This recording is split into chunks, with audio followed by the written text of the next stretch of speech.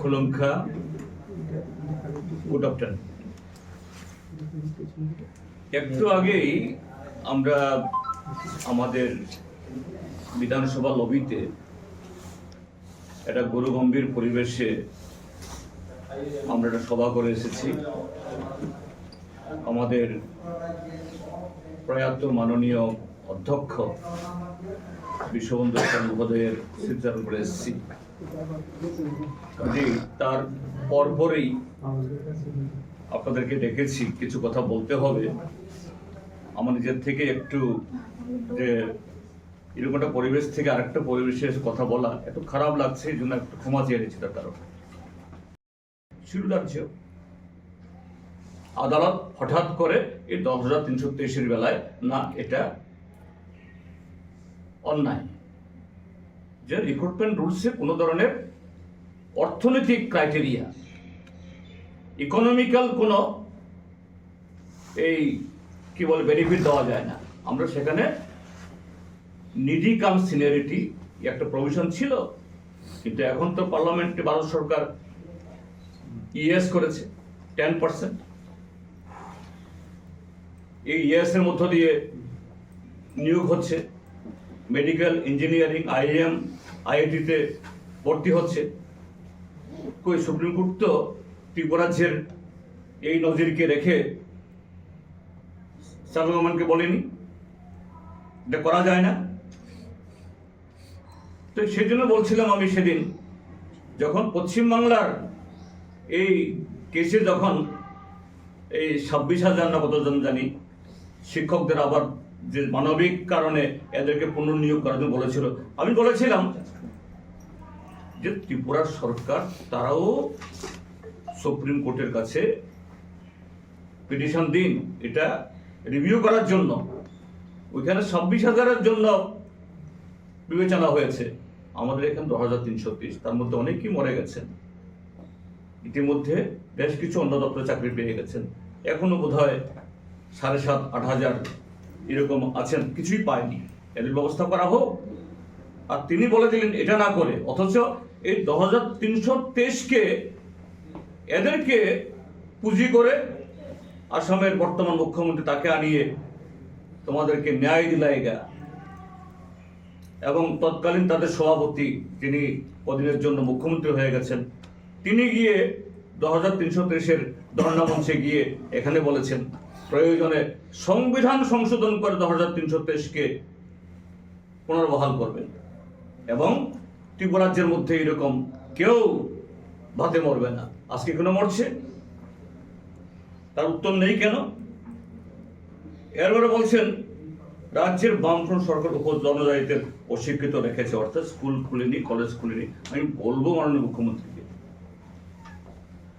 আপনারা গত 7.5 বছর কোন স্কুলটা খুলেছেন?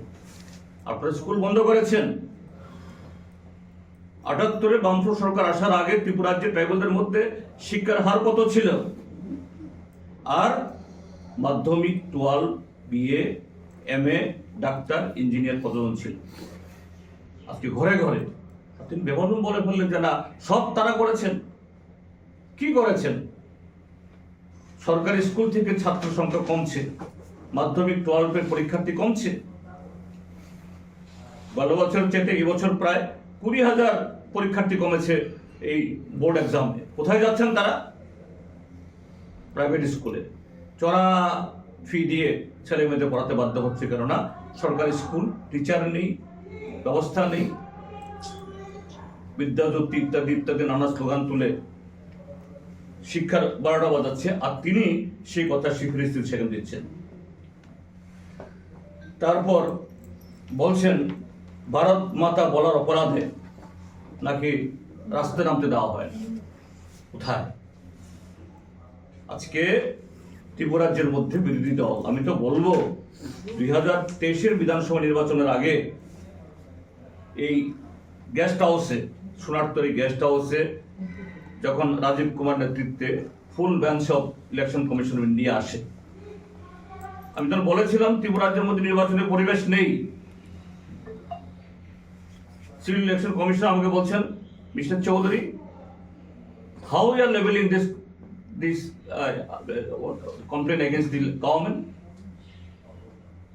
How you quantify this? আমি বললাম যে মাননীয় রাজীব কুমার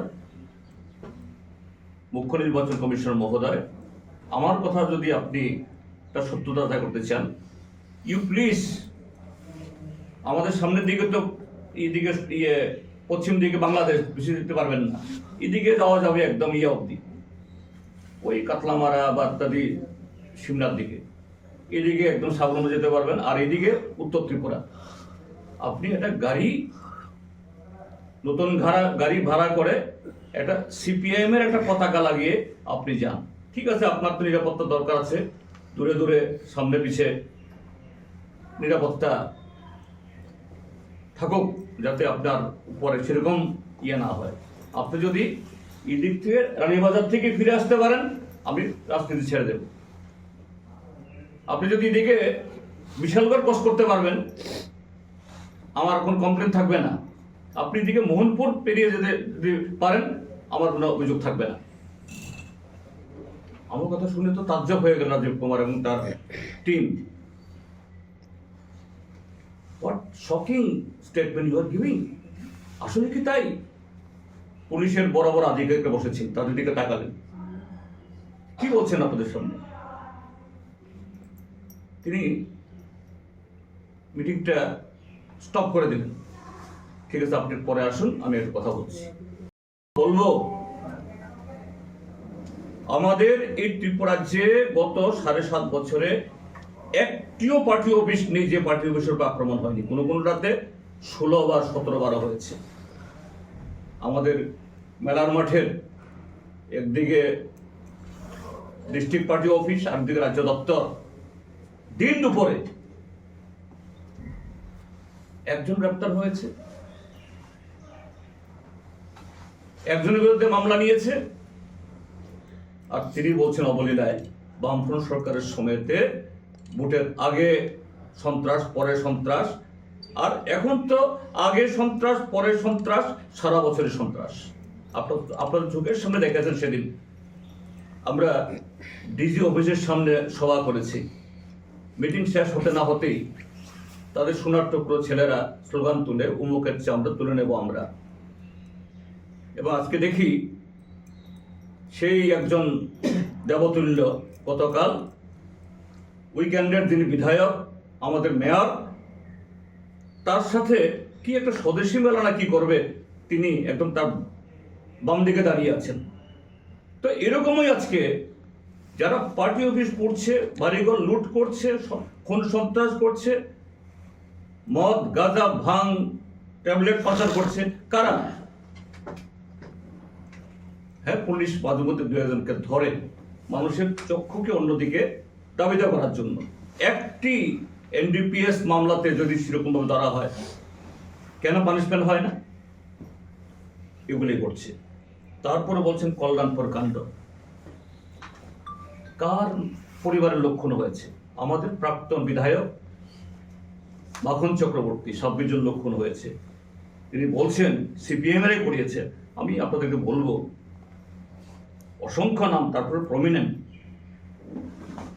যে আমাদের সিপিআইএম এর এমএলএ, এডিসি মেম্বার, নেতা তো অসংখ্য। কালিদাস দা বর্মা এমডিসি খুন হয়েছেন, আনন্দ রোয়াজা এমএলএ খুন হয়েছেন, গৌতম দত্ত এমএলএ খুন হয়েছেন, বিমল সিনহা মিনিস্টার খুন হয়েছেন, সর্বজয় রিয়াং এমডিসি খুন হয়েছেন, গান্ধী ত্রিপুরা প্রধান খুন হয়েছেন। কোন দল সরকারের থাকাকালীনও এবং সরকার না থাকাকালীনও এত স্যাক্রিফাইস, এত বলিদান কোন দল দিয়েছে? সিপিআইএম। কেন? কারণ সিপিআইএম বিকল্প কর্মসূচির মধ্য দিয়ে আমাদের এই ত্রিপুরাজ্যকে, একটা সময়তে ত্রিপুরাজ্যের মানুষ জানতো না, আগরতলা বললে আগরপাড়া বলতো।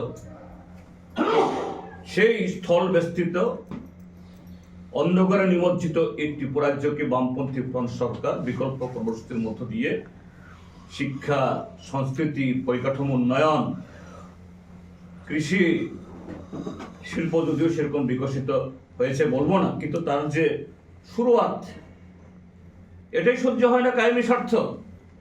কাজেই সাম্প্রদায়িক এবং এই বিভাজনের শক্তি নানা নামে, টিপিএলও, টিএনভি, এনএলএফটি, টাইগার ফোর্স, আমরা বাঙালি, বিএনএলএফ, প্রত্যেকের হাতে খুন হতে হয়েছে সিপিএমকে, আজকে হতে হচ্ছে।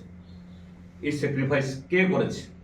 আর তিনি বলে দিলেন বেমালুম সব সিপিএমরাই করেছে। সিপিএম করে কি সিপিএম এর নিজের লোকদের খুন করবে? এরপর বলছে 2323। আমি মাননীয় মুখ্যমন্ত্রীকে বলবো, সম্ভবত তিনি আইন দপ্তরেরও দায়িত্বপ্রাপ্ত, 2323 রায় কি? এখানে ইন্টারভিউতে কোনো ধরনের ফ্ল নেই, কোনো স্বজন পোষণ নেই। আজকে আকছার সারা দেশে যেটা হয়, মধ্যপ্রদেশে, আসামে, পশ্চিম বাংলাতে, কিন্তু কি দোষ ধরেছেন যে তাদের রিক্রুটমেন্ট রুলস, সেই রিক্রুটমেন্ট রুলস তৈরি হয়েছে 1980 ইংরাজি।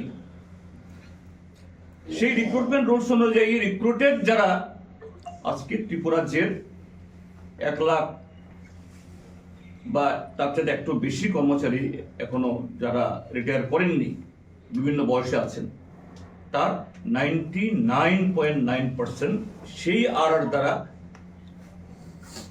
নিয়োজিত হয়েছে। কিন্তু কারণ আমি না বলি তাহলে এটা একজন নাগরিক হিসাবে, শুধু বিরোধী দল নেতা হিসাবে না, একজন রাজনৈতিক নেতৃত্ব হিসাবে না, আমার সঠিক দায়িত্ব পালন হবে না। এই কারণেই আমি এই সময়টাকে ব্যবহার করার চেষ্টা করছি। সেটা হলো, আমাদের রাজ্যের মাননীয় মুখ্যমন্ত্রী বিগত কয়েক মাস ধরে তিনি প্রচন্ড পরিশ্রম করছেন। একজন শাসক দলের সর্বোচ্চ নেতা হিসাবে, আবার রাজ্যের সরকারের যে মুখিয়া বা মুখ্যমন্ত্রী হিসাবে, স্বাভাবিক, এটা তার অধিকার। এবং ত্রিপুরাজ্যের মধ্যে, ত্রিপুরাজ্যের রাজনীতিতে যে নতুন একটা পরিস্থিতি উদ্ভব হয়েছে, মাননীয় মুখ্যমন্ত্রীকে এবং তার দলকে এখন বিরোধী দলকে মোকাবেলা করার চাইতে তাদের যে দলের এই অভ্যন্তরে, যদিও এটা বাইরে সেরকম ভাবে আসে না, কিন্তু ওনার কথাবার্তার মধ্যে মাঝে মধ্যে ধরা পড়ে যায় যে আমাদের মধ্যে কোনো বিরোধ নেই, বিবাদ নেই, আমাদের বন্ধুত্ব ভ্রাতৃত্ব একেবারে অটুট রয়ে গেছে, আপনাদেরকে ডেকে নিয়ে ফটো তোলাতে হয়। তার চেয়ে বেশি মারাত্মক হলো যে একই মন্ত্রিসভাতে আছেন, একই জুটি আছেন, কখনো বলেন ডাবল ইঞ্জিন, কখনো বলেন ট্রিপল ইঞ্জিনের জোট, একেবারে অত্যন্ত পাওয়ারফুল জোট। কিন্তু একই জোটে থেকেও যে শরিক দলের বিরুদ্ধে আঙুল তুলে গলা ফুলিয়ে একেবারে হুঙ্কার ওনাকে ছাড়তে হচ্ছে। আর এগুলি করতে গিয়ে সেখানে এমন কতগুলি কথা তিনি বলছেন, রাজনৈতিক প্রতিপক্ষের বিরুদ্ধে অবশ্যই বলবেন, কিন্তু একজন মুখ্যমন্ত্রী তো, তিনি সরকারের প্রধান, তিনি স্বরাষ্ট্র দপ্তরের মন্ত্রী। কাজেই সরকারের প্রধান, দলের অন্য নেতারা এরকম অনেক কিছুই বলেন, চামড়া তুলে নেবেন, চোখ তুলে নেবেন, এগুলি আমরা খুব বেশি হিসাব নিকাশ আমরা করি না, কারণ এটা যার যার দলের রুচি, তাদের কি বলে মতাদর্শ, সে অনুযায়ী কথা বলেন। কিন্তু একজন প্রশাসনিক প্রধান, সরকারের প্রধান, মাননীয় মুখ্যমন্ত্রী সাংবিধানিকভাবে তিনি রাজ্যের এই পলিটিক্যাল এক্সিকিউটিভদের মধ্যে সর্বোচ্চ, এটা শুধু মুখ্যমন্ত্রীকে পদকে হেয় করা না, এটা যে রাজ্যেরও সম্মানহানি হয়। একদিন কোনো নাগরিক বলবেন যে মাননীয় মুখ্যমন্ত্রী কথাগুলি বলছেন, আপনি কোথেকে তথ্য পেলেন, কে আপনাদেরকে এই সমস্ত তথ্য যোগান দেয়? কাজেই মাননীয় মুখ্যমন্ত্রী আমাদের রাজ্যের সুনাম, সরকারের সুনাম রক্ষার্থে এবং সে পদের তার যে মর্যাদা এটা রক্ষার্থেই তিনি তাকে যারা এই সমস্ত তথ্য সাপ্লাই করেন বিভিন্ন জায়গায় বলার জন্য, তিনি একটু সময় করে চিন্তা ভাবনা করবেন এবং রাজ্যবাসীকেও তার যে এই ভুলভাল বলা এটা যাতে ক্ষমার চোখে দেখেন, এই জন্যই কথাটা আমি অবতারণা করতে বাধ্য হচ্ছি। যেমন তিনি ইদানিংকালে যে সমস্ত অভিযোগ করছেন, তার শরিক দলের বিরুদ্ধে যুদ্ধ ঘোষণার পাশাপাশি কি বলছেন, 1980 জনের দাঙ্গা তার জন্য সবটাই দায়ী সিপিআই, এবং সিপিএম এর আমলে নাকি প্রত্যেক দিন দুপুরে রাতে বিরতে খুন ধর্ষণ একেবারে লাগামহীন ভাবে ত্রিপুরাজ্যে ছিল। এরপর বলেছেন আগরতলা শহরের পাপাই সাহা হত্যাকাণ্ড এর জন্যও দায়ী সিপিআইএম। গতকাল অত্যন্ত মারাত্মক একটা কথা বলেছেন। আমার মনে হয় আমি কেন, যারা তার মুখে ঘটনা শুনেছেন, এ রাজ্যের কোনো পত্রিকাতে এটা উঠেনি, কেউ শুনেনি যে এই কোনো একজন মহিলা তিনি অন্তঃসত্ত্বা এবং কোনো একটা নির্বাচনে প্রার্থী হয়েছিলেন। নাম বলবো না বলে একটা নাম তিনি বলেছেন, তারপর বলছেন আবার কোন জায়গা খোয়াই। একজন নন ট্রাইবাল মহিলা তিনি প্রার্থী হয়েছিলেন, তাকে ডেকে নিয়ে গিয়ে তার পেটে লাথি মেরে তার সন্তানকে মেরে ফেলা হয়েছে। তিনি তৎকালীন ডিজি আইজিদের কথা বললেন এবং তখনকার সময়কার পুলিশ আধিকারিকরা এরা তাৎক্ষণিক জবাব দিতে পারেননি। দ্যাট ওয়াজ দ্য সিচুয়েশন এবং স্টিল ইট ইজ প্রিভেলিং এখনো। আর তিনি বলছেন যে ত্রিপুরাজ্যের মধ্যে ওনার আমলে আইন শৃঙ্খলা একেবারে অবাধ, ডিজি অফিসের সামনে এত পুলিশের সামনে সেখানে বিরোধী দল নেতার চামড়া তুলে নেবার স্লোগান তুলে মাইক ভেঙে ফেলে মাথা ফাটিয়ে দেয়, একটা লোক গ্রেপ্তার সেখানে হয় না। বলছেন অবাধ গণতন্ত্র চলছে। কাজেই আমার কথা বলাই কারণে তারপরে এই চানমোহন ত্রিপুরা গন্ডা তুইসা তার মরদেহ নিয়ে তখন নাটক হয়েছে সুনীল দেওদার সহ, এবং তার অস্থি কলস গন্ডাছড়া নিয়ে বিশাল শ্রাদ্ধ করলো। ঠিক আছে, তাদের দলের লোক যদি হয়ে থাকে করেছেন, কোনো আপত্তি নেই। ত্রিপুরাজ্যের সমস্ত নদী ছড়া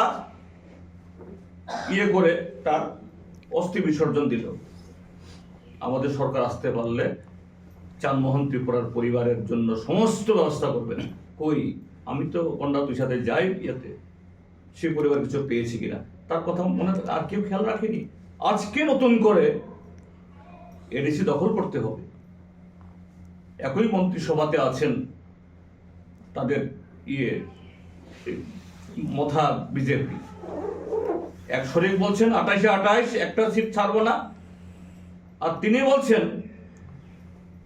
যে কোনো মূল্যে 28 দখল করব। এটা মুখ্যমন্ত্রী সে ভাষায় কথা বলতে পারেন? এরপর বলছেন জিতেন চৌধুরী মথা আর বিজেপির মধ্যে ঝামেলার তত্ত্ব দিয়ে বাঁকা পথে ক্ষমতা দখল ষড়যন্ত্র করছে। আমি খুব বিনীতভাবে ওনার কাছে তো বললে উত্তর পাবো না, আপনার কাছে বলবো, জনগণের কাছে বলবো যারা আমার বক্তব্য শুনছেন। বলছেন জিতেন চৌধুরী তো মথা না দাঁড়ানোর কারণে জিতে আসছে।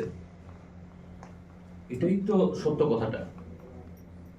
মথা যদি 20টা বিধানসভা সংরক্ষিত কেন্দ্রের অতিরিক্ত জেতার 1% সম্ভাবনা না থাকলেও আরো 22টা সিটে দাঁড়িয়েছেন। কেন দাঁড়িয়েছেন? না দাঁড়ালে সেখানকার ট্রাইবেলরা তাদের কাছে অপশন যেত কাকে ভোট দেবেন, বিজেপিকে না সিপিএমকে না কংগ্রেসকে, এবং তখন আলটিমেট চয়েস হতো সিপিএম। সাবরুমে যেমন আমি জিতেছি, মথার দয়া নয়। সেখানে আমার কেন্দ্রে গিয়ে এই মথা সুপ্রিমো আমার কেন্দ্রে ঠিক না, মনো কেন্দ্র, পাশের কেন্দ্র, এখানে দাঁড়িয়ে বক্তৃতা করেছে যে ত্রিপুরা মথা আমরা দাঁড়িয়েছি, যদি ত্রিপুরা মথা ক্যান্ডিডেট না থাকে এটা তোমাদের খুশি, বলেনি তো সিপিএমকে ভোট দাও, জিতেন চৌধুরীকে ভোট দাও। তো এটাই বাস্তবতা যে মথা যদি এরকম গ্রেটার ত্রিপুরাল্যান্ডের এই মানে কি বলে এই ফেক আওয়াজ না তুলতো, 22টা কেন্দ্রে যে ত্রিপুরা মথাতে ভোট দিয়ে ভোট নষ্ট হয়েছে, এই ভোটের অধিকাংশ সিপিএম এর করে যেত সাবরুমের মতো, এবং এই 22টা কেন্দ্রে সিপিএম জিতত। তাহলে সিপিএম 13টা পেয়েছিল, আরো 22, 35, কংগ্রেস 3। আজকে অনিবার্যভাবে বিজেপির পতন ঘটত, সিটে হয়তো 1-2টা সেদিক হতো। এটি তো বাস্তব। আর তিনি বলছেন ষড়যন্ত্র। কেন ষড়যন্ত্র করব? দহরম মহরম কিলা কিলি, তোমরা বলছো ত্রিপুরা রাজ্যের দোস্তি দিল্লিতে গিয়ে না, ত্রিপুরা রাজ্যের কুস্তি দিল্লি থেকে দোস্তি। তোমরা তো ত্রিপুরা রাজ্যের মধ্যে দুস্তিও করছো, কুস্তিও করছো। আমাদেরকে বলছো তোমরা অবৈধ জোট, আর তোমাদের এটা কি সুবিধাবাদী? আমাদের কোনো অবৈধ জোট না, আমরা পরিষ্কার রাজনৈতিক রোডম্যাপ দিয়েই যে না, গণতন্ত্র রক্ষায়, সংবিধান রক্ষায় আমাদের মধ্যে কংগ্রেস সিপিএমের মধ্যে ফারাক সত্ত্বেও আমরা একসাথে দাঁড়িয়েছি, কেননা গণতন্ত্র না থাকলে কোনো দল থাকবে না। তো এটাই আমার বলা যে মাননীয় মুখ্যমন্ত্রী কিভাবে অনর্গল অসত্য কথা বলছেন, বাস্তবের সাথে যা সহ্যহীন, এবং কিছু লোক তাকে তথ্য সাপ্লাই করছেন। আমার করজোর অনুরোধ মাননীয় মুখ্যমন্ত্রীকে, প্লিজ, আপনি যেমন বিজেপি নেতা, কিন্তু আপনাকে বেশি বেশি উচ্চারিত হয়, আপনি মাননীয় মুখ্যমন্ত্রী, রাজ্যের একজন মুখ্যমন্ত্রী এরকম যে সত্যের অপলাপ করবেন প্রতিদিন, এটা রাজ্যের কলঙ্ক। এই কলঙ্ক যাতে না হয়, আমি মুখ্যমন্ত্রীর চেয়ারকে বিশুদ্ধ রাখার জন্য, বিতর্কের ঊর্ধ্বে রাখার জন্যই আমার আজকে বিধানসভাতে একটা গৌরগম্ভীর স্মরণ সভার পর এটা করতে বাধ্য হলাম। এটা থেকে মুখ্যমন্ত্রী বিরত হন, নতুবা আপনিও এমনিই আস্থা করে গেছেন, বেশি দিন থাকবে না, আস্থা করেই মানুষ আপনাকে বিচার করবে। এই তো মুখ্যমন্ত্রী, মুখে যা বলে তা বলে, মুখ্যমন্ত্রী স্বরাষ্ট্রমন্ত্রী হয়েও তার কাছে ত্রিপুরার ইতিহাস জানা নেই, ত্রিপুরার রাজনীতি জানা নেই, এ কথাই বলবেন। এটা একজন মুখ্যমন্ত্রী সম্পর্কে এরকম ধারণা হওয়া উচিত নয়। এই হলো মোটামুটিভাবে আমার বক্তব্য।